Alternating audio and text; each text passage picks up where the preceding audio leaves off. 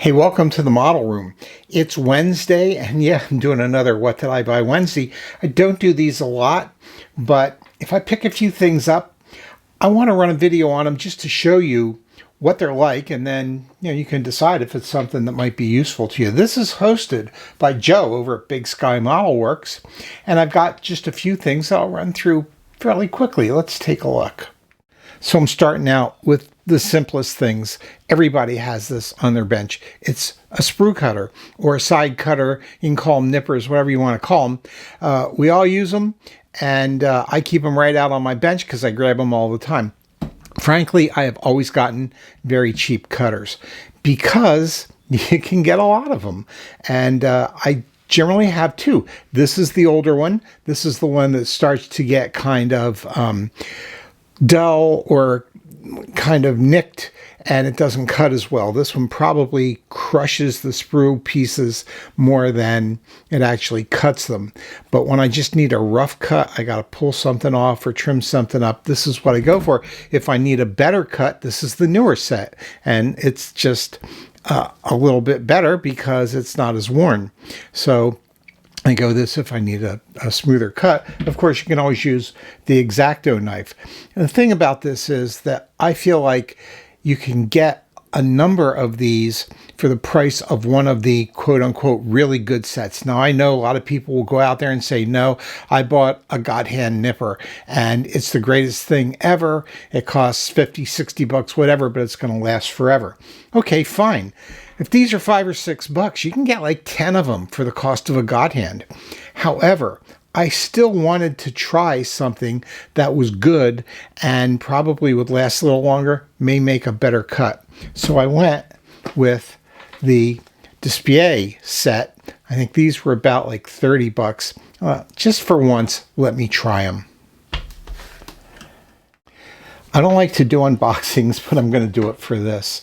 Let's see. How does it work? Opens like that. Okay, here you go.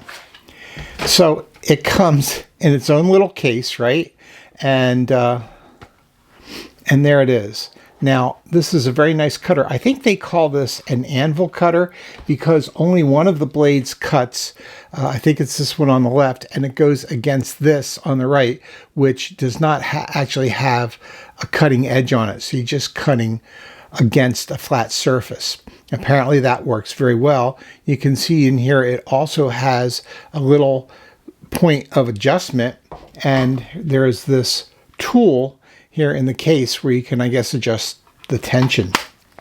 What else is in here? Well, another little thing is in here somewhere. I know it's here. Here it is. It gives you a little holder, a leather holder, so that you don't have your blades out knocking around on the bench. And this little wiping cloth, I have no idea what that's for. I guess if you want to lubricate your cutter, then you can clean it off with that. But basically, that's it. If they hadn't packaged it up so much, probably only be 20 bucks. So I'll cut this piece of sprue. I was going to use a chrome sprue, but really it doesn't show up well on the camera. And let me just cut this little piece of firewall here. I don't know what I'm really showing you. It's a brand new cutter. Of course it's going to cut well. But as you can see here, let's look.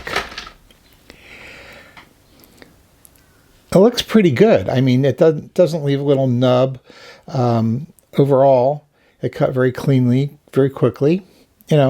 Pretty much what you'd expect. But over time, we're going to see how this works and if it holds up. So down the line, I'll try and remember to let you know if it's worth the price.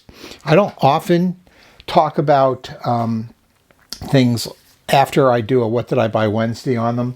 I will tell you, for example, though, here's the ultrasonic cutter, and I did that test between the ultrasonic cutter and the heat gun, the heat knife, some time ago, probably a year or so ago, and I keep using this. This thing is really good. It's a learning curve. If you go slow, take your time, you do fairly shallow cuts, go over it a couple of times, it cuts beautifully. And I've kept it on the bench. I continue to use it. Now, I'm a big fan of the twist drill. This is another thing that everyone has on their bench. You've used it at one time or another, I'm sure. I like this because it gives you a lot of control. You can be very accurate with it, point it where you want it. Of course, it takes different drill bits. So I've always used one of these. But again, I thought that maybe it was time to try something else. So I went ahead and got one of these. This is called the Wow Stick. I think it started out as a GoFundMe, and now it's available online. I'll put links to everything below, but let's take a look at this. Now let me get it out of here, and here I am again doing an unboxing, which I really don't want to do, but I will do it. Okay, here's the interior compartment. This is hard plastic. I don't know what these grooves are for up here. I don't know if they have some function with this thing or not, but whatever. Here's the interior packaging. Now it comes in a bag and it comes in a box inside. So why? I don't know. But there it is. There's the Wow Stick. And you know what I like about this? It is very thin. It's like a pen. So I think you can really have a lot of control with it. It does charge up on the back like this. So you don't put batteries in it. You just have to plug it in. And inside here, this is the Wow Stick itself. It's got a collet end, looks a lot like a Dremel, but a very small one. And this is the button. Can you hear that? Now it's got 2 sets of instructions in different languages, but that's it. That's all there is. And then inside here is another box. Boy, the manufacturers sure love packaging. But let's see here. What's in here? Oh, okay. Here's the charge cord. And these are the drill bits. That's an important thing. So it comes with 8 drill bits. I put the second smallest one into the tool. And I'm going to just drill out this little part here. But what I'm going to do is what I usually do, and that's start it with this little tool right here. This is called the Dead Center Drill Starter from Scale Pro Shop. Let me just show you the logo here. I've shown this before. You can get this online. And it's a very useful tool. Now, I just got to get in here and see if I can indeed give it a start. And just put it on there and get a little twist. That'll start your drill going. All right, let's see if I can line this up properly without getting in front of the camera.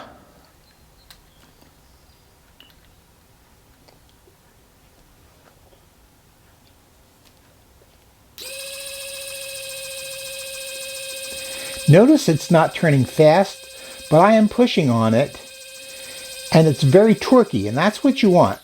Better to have, there's a nice hole right in there. Better to have a slow turning drill bit that has enough torque not to stop or slow down than to have a fast moving drill bit that might heat up the plastic a little or skitter off from dead center. There it is. I actually think that worked pretty well, and I think if you really had to do a lot of drilling, this is a worthwhile tool. I like it. Again, as I continue to use it, I will try and remember to come back in future videos and let you know that I'm still happy with it. This is double-sided tape. I wanted it because I wanted to see if it would be any good for attaching windshields to bodies. And this one I ordered on Amazon. It's very thin, and I think the it's thin in thickness, and in width I think it's about 1/8 of an inch. So it's pretty small, and I wanted to try it out. I had a roll of tape. It was 1/16 of an inch. I bought it like over a year ago at Michael's in the what do you call beading section, you know, where you can buy stuff to make like necklaces and things. And I went back to Michael's and I couldn't find anything that was that small again. And then I was getting ready to do this video. Yesterday, I found the smaller one. Now, this stuff is pretty cool, and I think it would work good. It's you know, it's sticky on the one side. On the other side, this this red covering covers up the stickiness on the, what do you want to call it, the outside of the roll. So you got to peel that off. I've been working on it. It's very hard to get off. I used my fingernail. I used an X-Acto knife. I tried sharp tweezers. Haven't gotten it yet, but I'm going to get it. What I'm going to do is hook both of them into the windshield area of this body. This is a Fiero. I got it because I belong to the Alliance of Plastic Modelers, and they have a group build going for cars that have something other than a V8. Thought this would be pretty neat to make. I like this little car. I always like Fieros. In any case, I want to put this in. Now I'm going to attach it off camera because I have to get real close, and you know, I'll be using the tweezers. I have to see it. Once I get it in, I'll show you how the windshield goes. Well, here I have it in. I mean, it's very clear. I don't know if you can see it in there. But I tell you what, I don't like this. It was so hard to get the backing off to expose adhesive on both sides. And then once I got in, especially the thinner one down here, it kind of stuck. There's some little locating pins here. It kind of stuck around there, and I couldn't get it up to sort of realign it along the edge of the windshield. Nonetheless, just for trial purposes, we're going to see how this goes. There are pins here. I'm going to push this down all the way around. Well, I had to cut away. I got a piece of the adhesive backing on my glove. But okay, let me just show you. I've got it in here, and it's holding very nicely. Look, it's in here. You're not seeing it from above. You don't see any like little openings in the glass because it's so thin that it sets in there nicely. It doesn't push the glass, you know, away from the body. So it's fine, and it works good. It holds well, but honestly, I don't like it. I don't like having to try and get that backing off and set it in here. I have always been happy using this white glue. You know, you put some on with a toothpick, you smear it on a little bit. It holds very well. If it even gets on the glass a little bit, you can clean it with a Q-tip dipped in water. But that doesn't happen very much. You know, just use it sparingly. So for me, I think that's a better deal. And I've got the double-sided tape. I guess if I ever want to use it, probably won't, honestly. Here's another thing I'm sure you'll recognize. These are soldering tweezers. And, you know, I kind of like these because they really can be a help to modelers. They're very heavy. This thing weighs 10 ounces. I weighed it. And that's pretty good. It's more than half a pound. So it's going to be very steady. It's going to hold stuff down. And they're very articulable.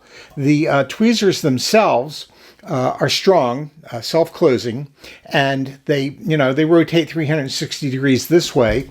If you loosen these wing nuts, then you can see this base is articulated on both ends, and that's very good. So you can pretty much set this up any way you want, and if you're putting a part together, it's quite a help. Let me show you. Let's say, for example, that I want to put this auga horn on my Model T, which I would never want to do, I promise you, but this is just for test purposes. So I've got my body here. I have, these are pretty heavy magnets, and I have a metallic base that I could use, but it's not always necessary. Just put this behind the part here, run the tweezer down until it connects, and then, you know, when I need to, I move this away, put my glue on, bring this back in, push it up against the part, and it'll hold it there until it cures. That's pretty good. It's much better than me, you know, picking something up and trying to hold it in like this because, you know, I've got little tremors and it moves around a bit. You might smear some glue. I don't know. But for certain things, I think this is worthwhile. Now, I have seen this online. No kidding. I've seen these two things here advertised for $74. Do not pay $74 for this set. I think I got these for $15 or $16 through Amazon. If you're interested in them, I'll put a link, but make sure you stay away from those guys that are ripping people off for 74 bucks. And finally, there's this. This is a Keeler's Customs model kit from Atlantis. This is the 23 competition pickup. And I wanted to get it because I'm going to bring this box top to the opening of the International Model Car Builders Museum in Lincoln, Nebraska. Probably by the time this video airs, I will be back from that, but I'm doing it ahead of time. The reason that I want to bring this is because I know that Jim Keeler will be there. If you saw the video I did on the 4 modelers that I felt should be on Mount Rushmore if they made it for modelers, Jim is on that list. He is one of those 4 modelers, certainly a pioneer in our hobby. He started with Revell when he was 19 years old, back I think 60 or 61, and is responsible for designing many of the model kits that really gave shape to our hobby and continued over the years with Aurora, etc. And now at 85 years old, God bless him, he's doing work for Atlantis, kind of repackaging some of the models that he created back in the day. And this is a good one. It's got 2 engines. It's got a really great decal kit, lots of extra customizing parts, all kinds of great stuff in there. But what I really want is to get his autograph. And I first met Jim, wow, 25 years ago, I'd say. He's a really great guy, has some great stories, and I'm looking forward to seeing him again and also coming home with an autograph.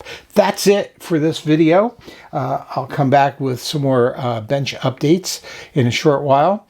In the meantime, thanks for watching. I appreciate it very much. Take care.